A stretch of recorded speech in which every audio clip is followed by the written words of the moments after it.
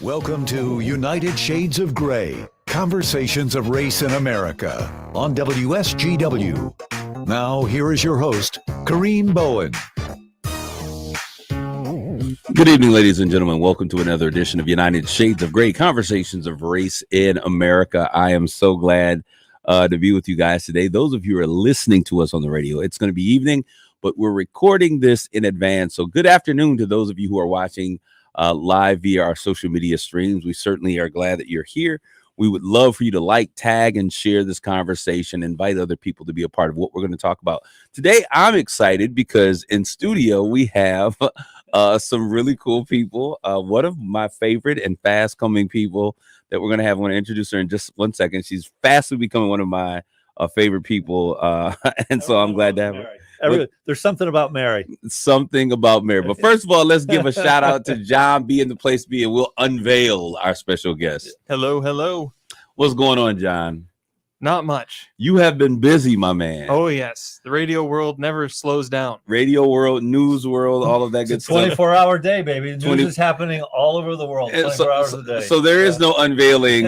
We do have Mark. Mark is back in the studio as co-host. Back home, baby. He is back. It's been nearly a month, Mark. How are you doing? I'm doing great. I've been all over Southern California.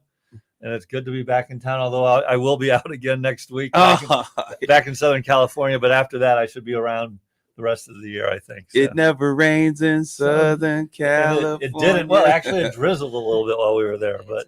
And we have with us, you see the lovely blonde in the middle here. No, that is not Michelle Pfeiffer. That is Mark's lovely wife, Mary. Mary, give a shout out to everybody. Shout out.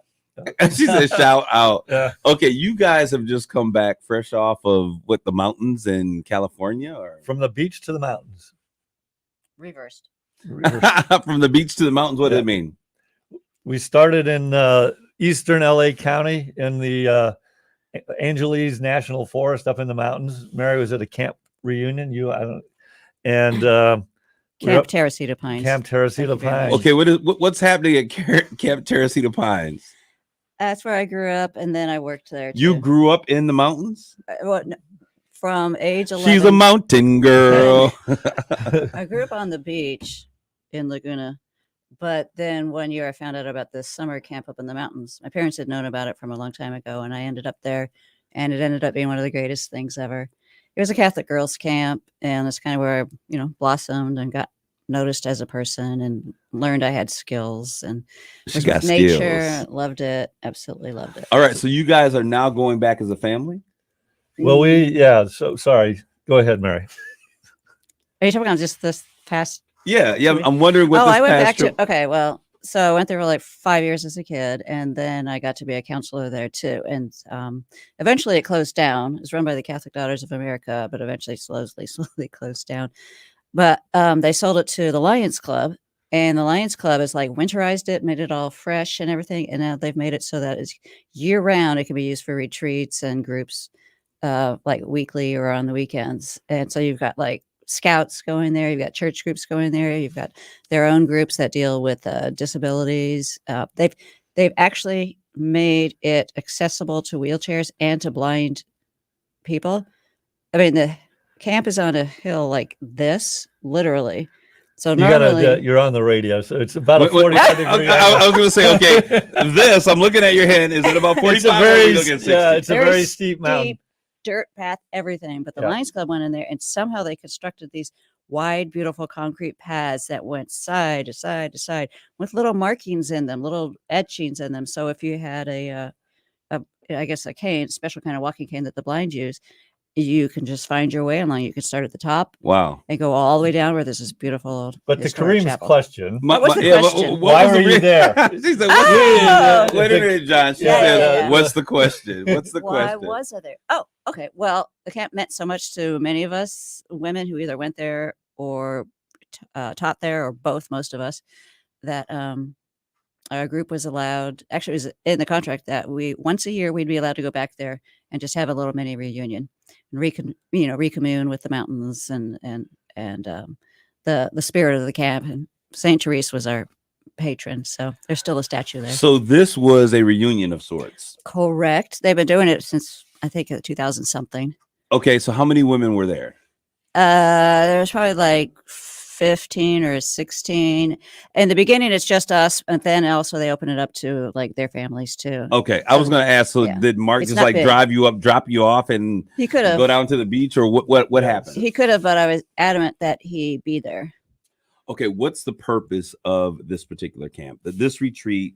What kinds of things you guys do? I want to know about the experience. It's really a reunion. I mean, you're up in the mountains of California. What happened? It's really a reunion for these ladies now. Okay. They're all ladies that either, like Mary said, attended or counseled there, or both. And it's really it's a very special place for them. So it's a great place for them to get back together and rebuild their friendships. And then some of the people bring their families as well, so it becomes a family experience. And then the ladies who are counselors there do some of the same stuff with now the kids that are in their families, tie-dye shirts, do skits, do sing-alongs, campfires, and stuff like that. So it's a camp experience now with family included. Mm-hmm. Okay, cool. Well, but the first 2 days, it's just the women. Okay. Yeah. So you guys had an opportunity to connect. Then you brought the rest of these scoundrels in with you guys and had a good time together. Mark's for the first night. Mark had to stay off in the nearby town, Wrightwood. Yeah. And so what did you do, Mark? I just hung around this tiny little town. Did you go surfing? No, we was up in the mountains. Yeah, we were at 6,000 feet, so no. Yeah. But It's after desert. that, we went down to Laguna Beach. I don't know. Yeah. We literally had a place right on the beach, which was nice. Rented a condo for 3 days, and we had 2 of our kids come stay with us at the condo. Oh yeah, we'll come out now. You may not be able to get me any other time, but the kids will come and stay if you're on the beach condo. Yeah, Exactly. we're there, Dad. Yeah. Well, one lives in LA and one lives in San Diego. So Mark, you're originally you spent a great deal of time in Hawaii. Correct. You know? We never even asked you if you knew how to surf. I body surf. I don't go on a surfboard. Okay. Yeah. So disappointing to people when they I hear know. that. Right. You're like, how do you spend that much time in Hawaii and don't surf? I was a basketball player. I just know Share your story. Go ahead, Yeah. Mark. No, I was not a huge beach person. I would go to the beach, but I would body surf, which is a bit easier Yeah. than learning how to surf on a surfboard. I was talking about your basketball story. Oh, I played basketball all the time. But he played basketball. He against was the- one notable basketball player. I don't remember this. When I was in high school, it was the same time that Barack Obama was at Puno High School in Hawaii, and we evidently played against each other. I don't remember him, but I have the program from the games that shows his name. It was kind of cool. I saw it, and it was kind of cool. It was when we stopped in your office. But I want to just talk. Today we're going to have a conversation. We're going to talk about some of the things, because when I was looking what was hot off the press, there are some very interesting things that I think that we want to talk about. First of all, I just want to just make mention, and Mary's looking like, oh my gosh, I don't know. Really, they don't either. But anyways, Mikhail Gorbachev, he passed away. And for our producer, John, you probably have no idea who this guy is, right? Oh, no, I know who he is. Oh, okay. You know who he is. I took AP history in high school. I know. Yeah. You know him from a history book. Yeah, I don't remember ever seeing him on TV or any. I've When never were had you personal born, Jonathan? experience. What year were you born? 98. Oh yeah, he would have been out of the No. But he's died, and whenever I think about him, He was I think 91 or something like that. yeah, 91 years Yeah. old. I think about the Cold War, and I think about a word that we never hear about anymore, and that word was glasnost. And for those of you, do you know what that means? I've heard it. I don't know what it means. Okay, well, in essence, what it means is openness. And so he was the last president of what would have been the Soviet Union. I didn't come here to give a history class, but I remember just, hearing these words, glasnost and perestroika and all these other words. But he was the last president of what was formerly known as the Soviet Union. And he opened the country. I'm going somewhere because when I want to look at our current leadership, I want to see what the difference is, how you guys think about this. He brought in Western readings. He allowed many things that were never allowed in the Soviet Union to be introduced into the Soviet. When we look at companies like McDonald's and things that were coming from the Western world, he was really the person who kind of began to open this iron curtain to the things that were around the world, which many Soviets, those who are part of the old Soviet Union, thought he made Russia weaker because he no longer allowed, kept it just the Soviet Union. And now we have a Putin who is out there, and we see Putin wanting to close things off, state-run media. We see him even with this war in Iraq. I think they finally have said that it wasn't a war, but it's a war because they're attacking Russian citizens and targets in Russia. When we look at how the change, do you think? How do you think that Soviet Union or Russia fares under this new leadership? So, what are your thoughts in terms of how this whole thing is when we look at who Putin is today and how we've come to this? I think Stalin-esque kind of. Oh, he's a despot. I mean, when it's all said and done. Okay, now you're gonna have to get explain to that despot, word. He's like an authoritarian. Okay, there you go. And I think it's like any authoritarian state. Communism, I would argue, is authoritarian. Is an authoritarian state, and so he's an authoritarian state running an authoritarian state, and any authoritarian state is run that way. Control the press, lock people out, lock your people in. And so I mean that's what it is. He's a dictator. So when we see these types of things take place, for instance, that change in the Soviet Union, do you think these things could ever find its way to the United States, or are we just so used to freedoms that it could never happen? I used to think no way. Okay. I've become a little more concerned about it, though not very, to be honest. But what makes you more concerned? Well, just the climate, just the huge divide, and then you've got again these crazy people kind of on the far right, like the lady in Georgia, Margaret Taylor, whatever. Margaret Taylor Greene. Yes, the world knows who she is. Or the woman in Colorado who are starting to talk about theocracy and things like that. What? Yeah, that the church should really provide guidance on. Had you heard this, John? I hadn't heard any of this. Yeah. No. Wow. Yeah. And so, and just the huge on both sides, frankly, it's not just one side or the other. I was going to say, there's some loonies on the left too. Yeah. Just the huge divide and the desire that, like, if you don't believe what I believe, then you're bad and you're absolutely wrong. And you're trying to destroy the country. And so that gives me pause, but I just don't think that'll happen. Mary, when you look at how you raised your children, because you had 7, right? Yes. 7 kids that you raised. Are you glad that you raised them in the time that you raised them? Would you want to be raising kids in the current state of where we are as a nation? Oh, I see what you're asking, because we do have grandkids being raised now. Absolutely. Yes, I am glad that I did it in the past. It was hard enough as it was. I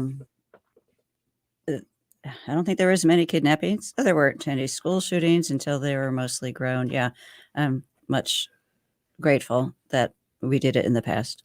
I think every period has things you have to worry about or concern. Like I don't know that like it. Yeah, I just think there's different issues in different times. I think some times are tougher than others. I think this is a tough time to raise a kid personally. But could you have ever, Mark, in your life, imagine a time where our schools had to be under, complete lockdown? No, again, it's hard for me to conceive. I mean, I used to ride my bike. I used to walk to school as a second grader. I rode my bike a mile as a third grader alone. It was a part of what they were like, hey, ride your bike to Today, school. you'd probably get arrested by, or your social services would probably show up at your house if you let a second grader walk to the school in this country.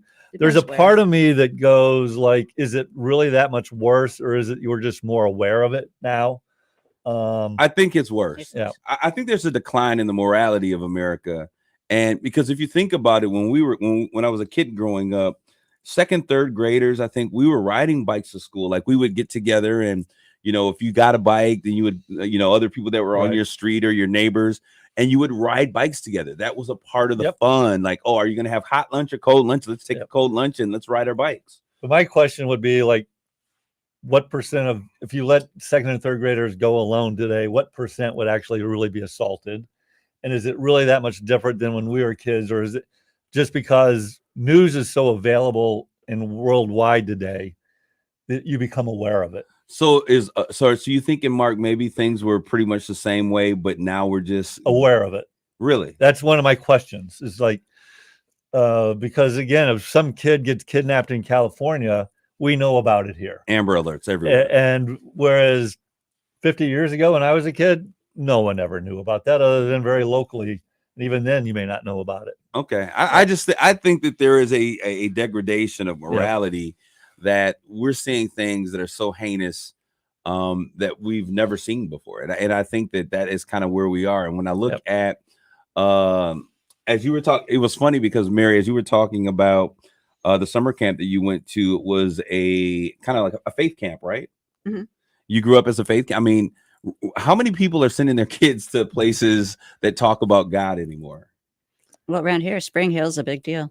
Around here? Yeah. Okay, this is the first that I've heard Spring Hill. I haven't heard anything about Spring. I know you're a PK kid, Jonathan.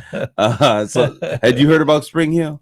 I had not, but I didn't grow up in this area. I have gone to various faith-based camps growing up They exist. around the They Midwest. still exist. They still exist. Yeah. Yeah. Okay, I didn't think, hey, as a grandson of a preacher, I just didn't see it when we were kids growing up. There were YMCA and YWCA camps, and there were Christian camps, and all these. It seems like YWCA is Young Women's Christian Association, but I mean, they would all have these Christian kind of fellowship camps and Yeah. things. I remember going to summer camps where we learned all of the Christian, I'm a Christian and Father Abraham. And I don't see those opportunities as widely available as they used to be before. And I think those types of things, there is a lack of commitment and teaching of faith, banning religion from school. I just don't see that investment of morality into our kids. There's more like, let them find their own way going on now. And so I just didn't know if it still exists. Maybe it's just me, but I wish we could get back. I think there's fewer percentage of people that relative to before, there's less, and fewer people are accessing them. I mean, so Catholic schools still exist as an example. Christian schools still exist. I think Mark. The number of people going to them is declining. The number of those schools are declining, but Well, I know as far as the schools, a lot of the big barriers for people is cost. It's just a whole different issue now. then it didn't exist before. When we were kids, most of the staff was, no, half of our staff was lay, but it was just a few years before that when most of the staff was like, sisters or brothers, you got a lot of the teaching for free. And there so wasn't now you're insurance. paying. Yeah, I mean, it's much more expensive to run now. a Catholic school, which used to be run by nuns, as an example.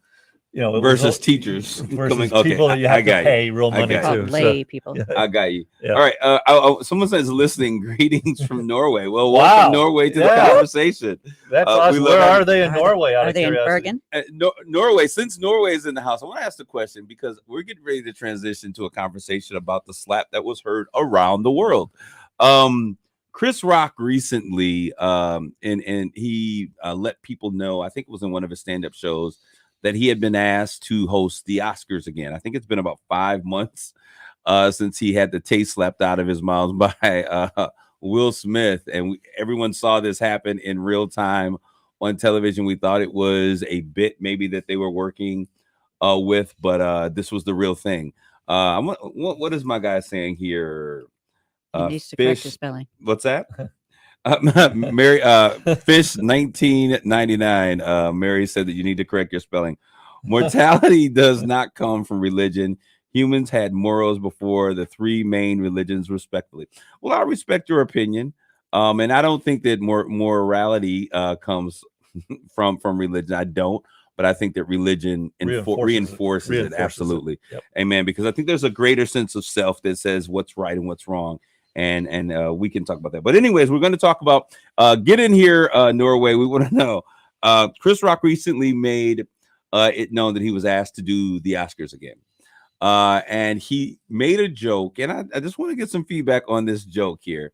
He said that the Oscars asking him to do the Oscars again is like Nicole Brown, remember, who was slain by Nicole Brown Simpson. Nicole Brown Simpson. It's She like lived in our asking neighborhood.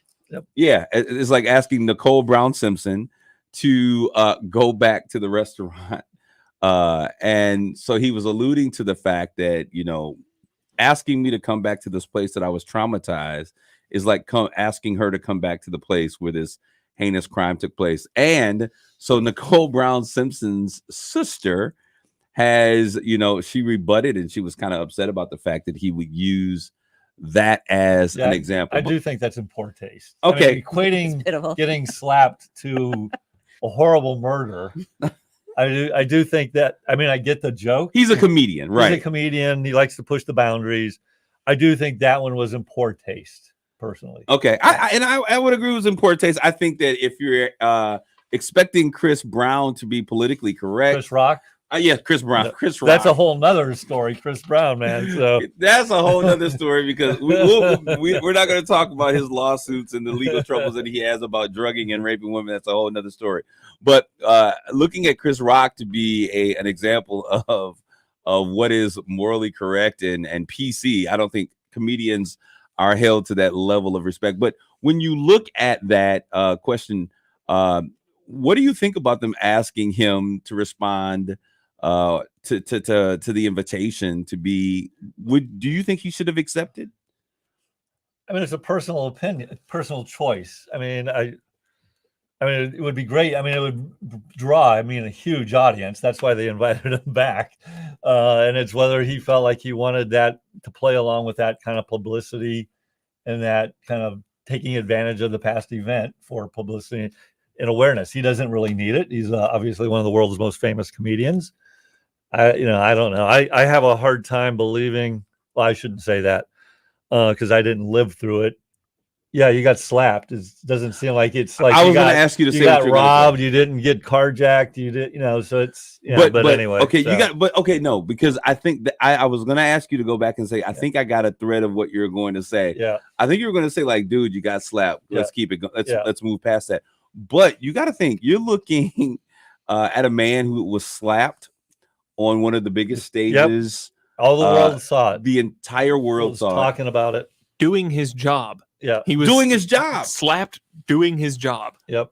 And so now the entire world, and I think that there is this thing that we as men have a bravado that exists, and we don't even like to be talked to when people, you can say certain things to us privately that we may handle a certain way, but if you say those things publicly to us, we're gonna feel some kind of way about it. So to be slapped, I think have your masculinity taken away from you in front of the entire world. And not only that, but to your point you were saying earlier, Mark, everything is on social media. Everything that you do is going to be recorded and it's going to be played in perpetuity forever. And I think that we haven't even seen him really come out and address these issues.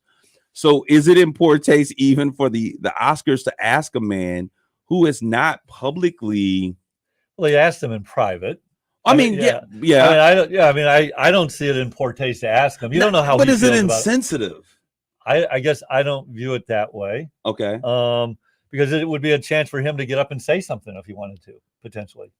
And so I don't know how the invitation was made, or I guess if you ask someone in private if they'd like to host again to finish off or make, I don't see that in bad taste. But I guess my thought was, I think, I'm thinking about the level of sensitivity because it would seem insensitive to ask him when he has not publicly come to terms with that. We've not seen him address it. I thought he was using it in his stand-up. He's just bits and pieces as the crowd yells at him. But in the same token, if we were to look at the reverse of this and they were to go out and they would get, maybe have Ellen DeGeneres or someone come back and not offer that opportunity to him, we would be talking like, hey, why did they not bring him back? But when we look at this whole situation, do you all think it's time for Chris to get over the situation? Personally, yeah. I mean, it was a while ago. Yeah. Mary, what do you think? Well, apparently, I guess it hurt him. I had really no idea. I didn't really follow it. I wonder if maybe he's never really been that hurt before growing up. I think he was traumatized as a youth quite a bit. Picked on, traumatized. Reverse. Yeah. And so it gives it honestly to me, I think it brings to us a childhood situation. We always say sticks and stones may break my bones, but names will never hurt me. I think that it's very important to understand that words and actions do matter. We're going to take a quick break. We're going to be back with the second half of United Shades of Gray, Conversations of Race in America.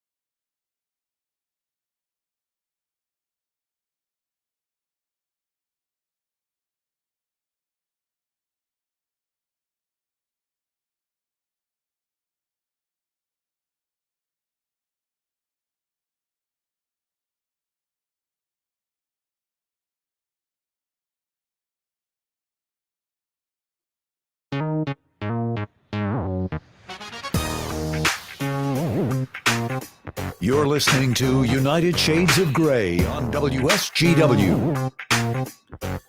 This is Kareem. We're back with more United Shades of Gray, conversations of race in America. And we have in the studio with us the lovely, the beautiful. No, this is not Michelle Pfeiffer once again. I know you guys have been wondering, but this is Mark's beautiful wife, Mary. And we have Mark Bassett with us as well. Mary, give a shout out once again, everybody. Out. She says out. All right, so guys, we're gonna have a conversation about a couple of different topics that are really important out there, that are hot topics, I should say.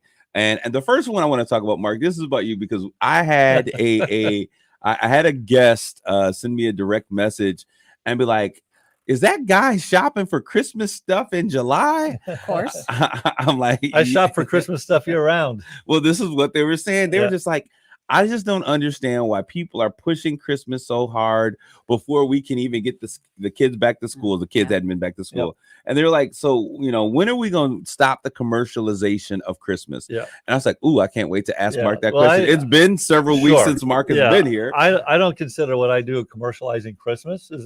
I'm a collector, and I like to collect vintage Christmas decorations that I can use when I decorate my house at Christmas time. And so I view commercialization as, the selling of Christmas by big companies, etc. And I view them as slightly two different things, to be honest. I'm a collector. Go ahead, John. So you're making a distinction, and I think it's an important one, between buying things to celebrate Christmas and stores using Christmas to sell things. That's what I view as, that's a great way of putting it. Say that again one more time, because a part of that I missed. What do you say? There's a difference between buying a Christmas tree and ornaments and things to hang up outside your house, and stores to celebrate Christmas in order to celebrate Christmas, and stores using Christmas to sell chairs and. But isn't that how are they different? You just switch from one side to the other. The supplier to the demand. And so I think that, to me, Santa Claus, what role does Santa Claus have in Christmas? He makes me feel good. That's his role. I like Santa Claus, man. I've got probably a few hundred Santa Clauses in my house that I use for decorating. Now, I'm going to tell you, I like Christmas. Christmas is one of those family holidays where we've all gotten together. And I'm the person, if you come on the right year and it's a good season, good year, including the curb will be lit up. You know what I mean? So I enjoy. Yeah, I like that. Was a great way of putting it, Jonathan. I do see them as a difference. I'm acquiring things to use for the Christmas season to make people be happy during the Christmas season. Okay. To make me be happy. And to you guys, that's a difference. Yeah. Versus a company who's marketing things. Because I'm buying, again, it's a subtle and that's difference. Different. But and you're not buying them from retail, right? I'm buying them from private sellers and antique stores, etc. I'm not reusing them. I'm doing a sustainable Christmas. But versus like Target or whoever putting stuff out the day after Halloween, it's become earlier and earlier now where Christmas stuff's on the shelves. People they're marketing, pushing, selling Christmas. I think it was always commercialized. I think it's just amped up a couple orders of magnitude when I was a kid. Well, they're just trying to get in there before everybody else does.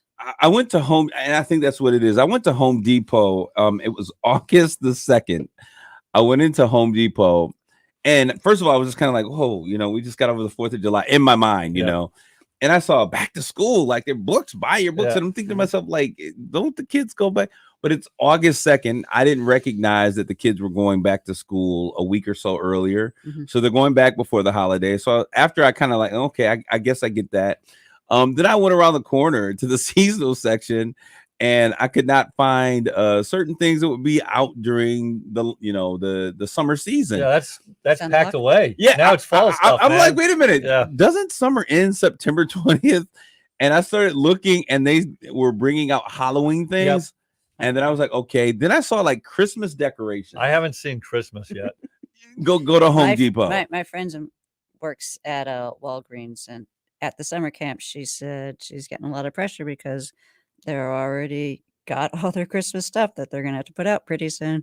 It's usually right after Halloween they put out the Christmas stuff. No. They're putting them out together. It's like Christmas, Halloween. Okay. It's all the same thing. Yeah, Thanksgiving is a forgotten holiday at this point. It doesn't make much money. Yeah. Well, Fish 1999 says that they love Christmas as well. Is that the guy in Norway? Yes. This is Mr. All right. Norway. Is he in Bergen or not? I would be interested in knowing Oslo? how they celebrate Christmas in Norway. Speaking of, you're from California, Mary? Correct. I spent, and this will never happen again if I can deal with this in my life. I spent one Christmas, I was up in the Bay Area, and I flew out because I had a relative that couldn't get home for the holiday. And me and my youngest brother went out to celebrate Christmas in the Bay Area. And it was the worst experience that I've ever had in my life. Everything was green. I mean, it was just like Christmas didn't exist. I'm like, no one decorates their house. There was no snow. There were a couple of houses that had, Christmas lights up, which seemed really weird without the seasonal change. And it seems like I missed Christmas that year. And I was like, I never want to do that again. Being in Michigan or the Midwest or in a place where you get snow, it seems crazy because even though Christmas, if we were to look at this historically, it was actually in springtime. But when we look at this, it has become such a piece of how we celebrate it. So, Mark, I can understand all of the decorations and the Santas and all of the great finds that you shared with us when you came back. What was the name of Christmas Aglow, Chicago? It's the Golden Glow of Christmas. It was Chicago. Chicago. Next year it's in D.C.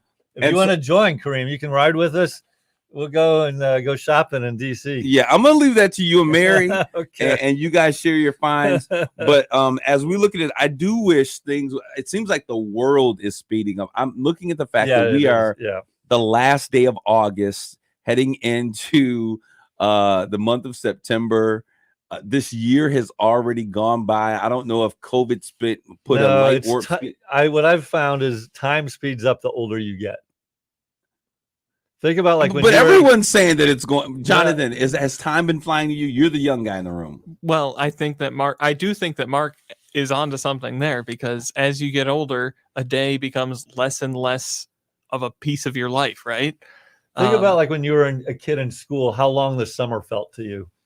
The summer felt like it was forever long. Exactly. And 3 years ago, those summer felt. I mean, does 3 year make a big difference? I mean, go ahead. No, it definitely, working in a school and seeing how kids interact with each other, summer is still an eternity for them when they're going back to school. Like, my sister just went back to school. She's 10 years younger than me, and it's one of those. I can't believe I've been retired for 8 months.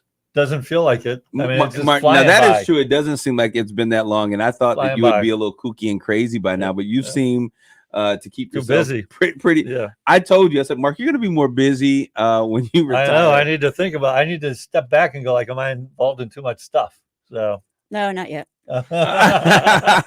Where is this? Keep pushing him out the door. All right, so I want to ask. This is going to be a really interesting conversation. I'm not happy about this second topic. All right, we're going to talk about this though. And Mr. Fish 1999, we're so glad that Norway is excited that this broadcast is on. Thank you so much. I have a question. Am I the female? Yes, you are the female. Hopefully, there's no other female here. Yeah. Either that or I look like a female. I don't know. You are the female. I thought I was talking about somebody else who was with him or something. And so I want to ask this question. We're going to bring up this conversation about debt cancellation. There was, this announcement, was it a week ago about now? That they were going to do, there had been some speculation that there was going to be some debt cancellation that would take place. And so now I think it's upwards at least $10,000. Upwards of 25,000 if depending on certain circumstances, if there were Pell Grants, things of that nature. So now it is a thing. Like, they are actually officially canceling debt. And it is so funny because I have listened to this conversation and I laugh internally so hard. So I want to know, what are your thoughts about this is ridiculous. Ridiculous. Why is it ridiculous, Mark? No one forced these people to take a loan. Nobody. This is like saying people that you ran your credit cards up too high, so we're going to pay them off for you because you don't make enough. Okay. So no one forces anyone to go take a student loan. And I agree with you. So if you take a loan, you know what you're signing. You should pay for it back. You should be obligated to pay it back. I shouldn't be paying your loan back, for God's sakes. Okay. You already paid off mine. As a husband, I inherited Mary's student loan as a grad student, making $600 a month, then, and paid her loan back. Okay. Because she took out a loan. What about you, John? I've got a few things on this, and I'll try and keep it short. I'm interested. Because I don't want to hijack this whole thing. One, I think that it's a good thing that now everybody's looking at the price of college education right now and going, wow, that's really high. It's exorbitant. We should do something about that. I'm so happy that now everybody's on board with that because it is ridiculous. Absolutely. Two, I think that many student loans are predatory lending. I think that a lot of, as the most recent person in the room to go through high school, I think that we're not taught really, kids aren't taught how to balance finances. They're not shown that side of things. And then all of a sudden you've got to make this decision. You turn 18, you got to make this decision. All right, take out this huge amount of money that you'll spend the rest of your life paying off. And then the third thing is, I think that if you're going to give back student loans, and yes, I'm going to preface this with somebody's got to make the decision. Yeah, somebody does. Take a look at the market research, see what are the most in-demand professions or degrees or things. Start with them. Start paying them off first because they're going to be contributing sooner than people lower down on that list.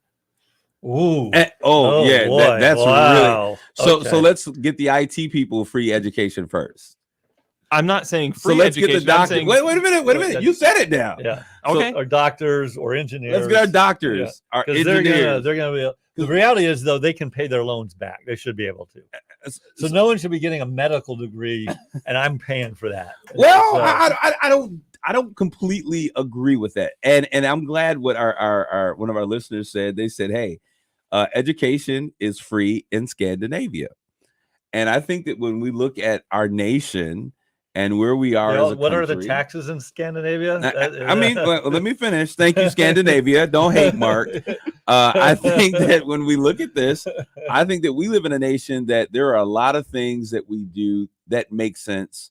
There's a lot that we give away for free that I think that doesn't make sense. But I think that education is something that we should have for free. There's a lot of options. And if a lot of options. Delta Community College. I mean, and we look at that. So then education then becomes trade school. Education then becomes a privilege of the rich. And I don't think that that's fair.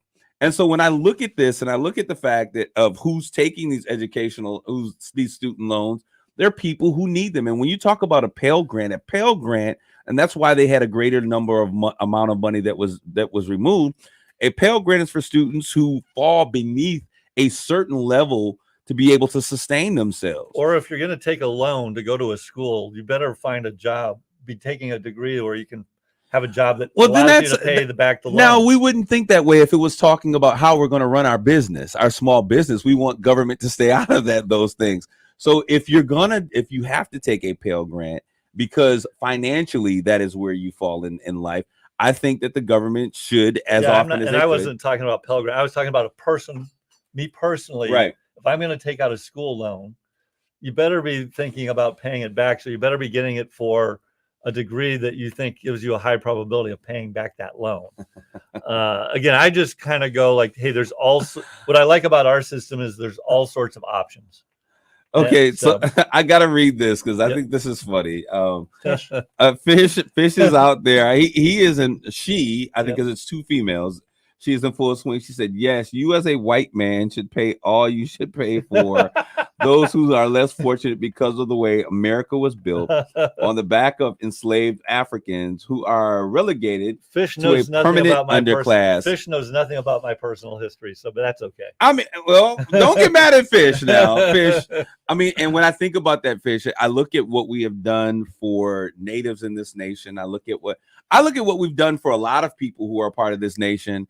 And, as we've talked about before, my forefathers were sold into slavery to keep Georgetown open. We don't get a free education at Georgetown, but there were families that benefited from that slave sale. Did you live in Virginia? Or did they live in Virginia? They were in Virginia. They were moved from Virginia and they were sold to Maringouin, Louisiana. It's just across the bridge, across the bayou from Baton Rouge. And so when I, as a kid growing up, I would go visit my great grandmother and my great grandfather. Well, my great grandfather was dead, but my great grandmother, Mama Pearl, who lived to be 102 years old. I would go to Maringouin, Louisiana, which is where the Maringouin 272 are all from. And so there was a reunion. My cousin was able to go down a couple of years ago after they had made this decision.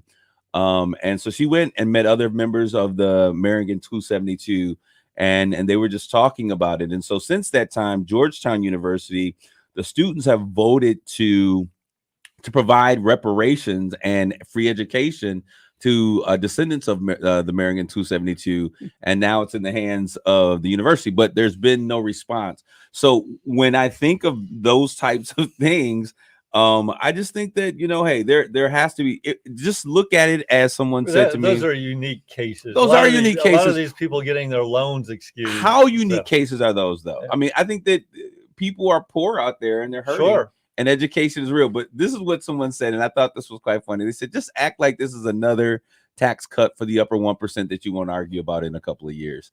And I was like, well, I'm not sure I follow that. I mean, that was just that it was a cynical response, but I thought it was just funny. Go ahead, John. Let me answer with another cynical response here. Okay. We're not paying for this debt forgiveness. This debt is not going to come up for another however many years. It's our kids and grandkids that are paying for this. We're picking their pockets to pay for this. Who's that? Our kids and grandkids. Hey, let them worry about it. Yeah, well, that's what it's like the climate change. Climate change doesn't exist. Why? Let someone else deal about it. As long as we got a good 20 to 30 years left on the earth, we'll let the next generation deal with it. But I want to bring up this conversation, and this is kind of those of you who are into reality TV. I'm going to give the premise. So if you're not into reality TV, I've never seen Big Brother. Okay, I think I'm probably the only reality TV fan. That is my one guilty pleasure. I love two reality shows. One is Survivor, and the other is Big Brother. And both of them, you get either voted off the island or voted out the house. Okay, Mm-hmm. Jonathan, have you ever watched either of these? I've watched Survivor. That's okay. My reality TV fix. Okay, you like it. You like Survivor. Yeah. Okay, so Survivor and Big Brother are very much the same. Big Brother just takes place in a house that people just kind of watch you all the time. So when I look at this, so the essence of this is this: for however many seasons, 22 seasons, I would always complain when I would watch Big Brother. Basically, you have 16 house guests that come into a house. They live in this house. Once they're in the house, they begin to form alliances and bonds, and there are competitions. Someone becomes head of household. They appoint two people to be evicted out of the house, right? They have a competition called a veto competition. If you win it, you can save yourself or save your friend. Someone else goes on the block. Each week, one person gets voted out. Can you save your veto? Well, if you save your veto, then someone's going to go home. You can hold on to it, but you don't have to use it. Okay. So the idea is this. So that's the premise of this thing, right? And since I've been watching it, I've watched it from the very first season when I fell in love with the concept of this social experiment. I was always like, why is there only one black person on this entire show? And they would be the first ones voted off, because when you look at who you're going to align with, who do you align with? People that you think you have the most in common with. Right. And so they would always be the first or the second voted off. And then they brought two black people on the show, and I was like, ooh, this is a party. And so they would make it, one would get voted off the second week, and then soon after, the other would get picked off. And so I guess in 2021, they decided, hey, we're going to make this a more equitable situation. And they had 6 black individuals that were on this particular show. And the other 16, the other 10 were, Caucasian or whatever, other racial mix no up. Hispanics? No, I don't think they had any Hispanics in there. But which is another thing that we're going to rise up for la razas, right? So anyways, so last year was the first time they had 6 individuals. So when the 6 black people came in, they were like, wow, we've never seen this many. There's 6 black people. They're thinking what I was thinking. There's 6 black people on this show. So they formed an alliance called the Cookout. How appropriate. And so this 6-person alliance, and what they said is that we don't want to talk to one another. This is how it worked out.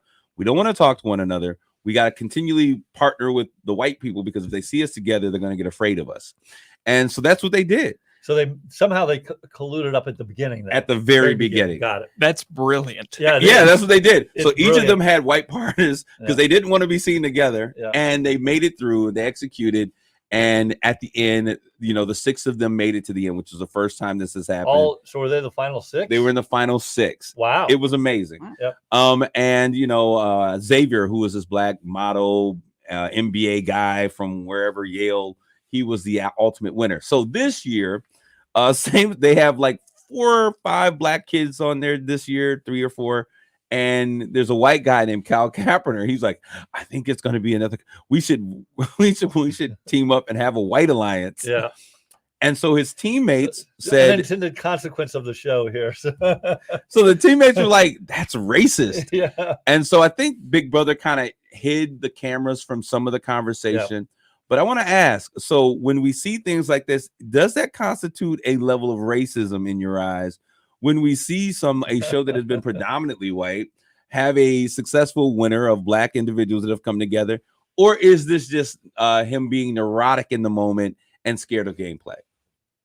Because this is the conversation that all of America is having right now. I mean, I can see it both ways, frankly. Okay. I mean, as we've talked about this before, there's things that if you're white you can't say. Okay. And because you're then perceived as being a racist. Okay.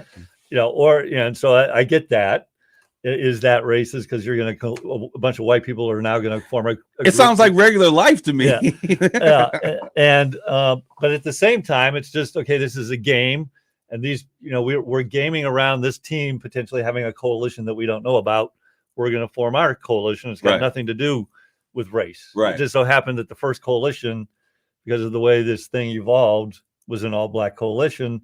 So now, subsequent to that, everyone, if there's another group, they're going to assume they're colluding. I ain't gonna lie. I was thinking like, why don't they get together and form another cookout? It'll never happen again. But what were you going to say, John? Well, I think it depends on did the cookout form because like, this is the first time we've got 6 black people here. Let's get all these guys together. Was that the point of that?